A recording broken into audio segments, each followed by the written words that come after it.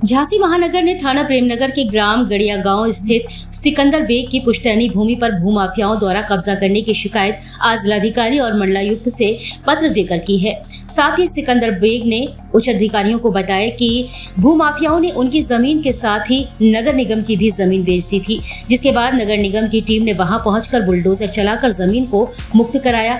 अब वह भूमाफिया प्रशासन को गुमराह कर रहे हैं और प्रार्थी की अन्य जमीन पर भी कब्जा करना चाह रहे हैं। शिकायती पत्र में कहा गया कि कुछ दबंग भूमाफियाओं द्वारा जबरन ताकत के बल पर न्यायिक प्रक्रिया का दुरुपयोग कर एवं राजस्व विभाग झांसी के उच्च अधिकारियों को अपने प्रभाव में लेकर कब्जा करने का प्रयास करते हुए बेचा जा चुका है।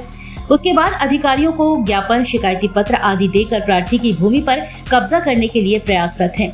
इससे प्रार्थी का मानसिक शोषण किया जा रहा है। इस मामले में प्रार्थी व उसके भाई के साथ विपक्षी द्वारा सिविल जज झांसी के न्यायालय में 8 मई 2017 को राजीनामा हो गया था।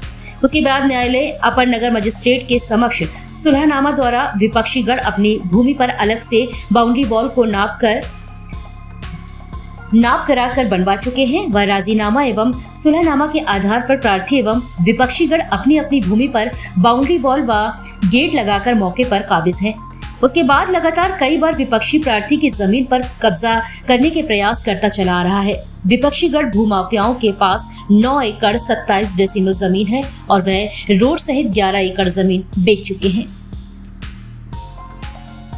मेरा नाम राम बाबू है। राम बाबू जी, ये जो जमीन का विवाद चल रहा है, इसमें आपका क्या रोल है? यहाँ पे क्या किस तरह से आपको परेशान? मैं ना बटियारा हूँ, उनकी खेती करता हूँ। तो मैंने गेहूँ खिंचा बेचने की कोशिश की, तो जिनने जे आए तो इन्होंने ट्रैक्टर नहीं चलने दिया। गेहूँ खिंचा हुआ डरा रहा, तो नहर का पाइप तोड़ दिया इन लोगों ने। तो जे हमसे कहने लगे कि अगर तुम खेती करोगे तो इसमें हम आपको नुकसान पहुँचाएंगे।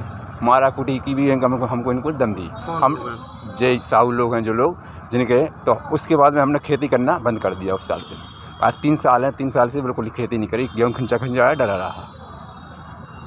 डीएम साहब को प्रार्थना पत्र देने के लिए आए थे कि हमारे विपक्षी दिलीप कुमार साहू, महेंद्र कुमार साहू, किशोर कुमार साहू, प्रबोध कुमार साहू, पुत्रगढ़ स्वर्गीय कैलाश साहू, रामश्री साहू, पत्नी स्वर्गीय कैलाश साहू, इनकी जो है 9 एकड़ 27 डेसिमल ज़मीन है, जिसके बदले में ये 11 एकड़ ज़मीन बेच चुके हैं, जिसमें से 383 आराजी नंबर जो गड़िया गांव मौजे में है, जो नगर निगम का है, उसको भी इन्होंने बेचा है, जिस पे बुलडोजर भी चल चुका हैगा। साथ में हमारी ज़मीन पे भी बेच डाली है। उसके बाद इनका पेट फिर भी नहीं भरा।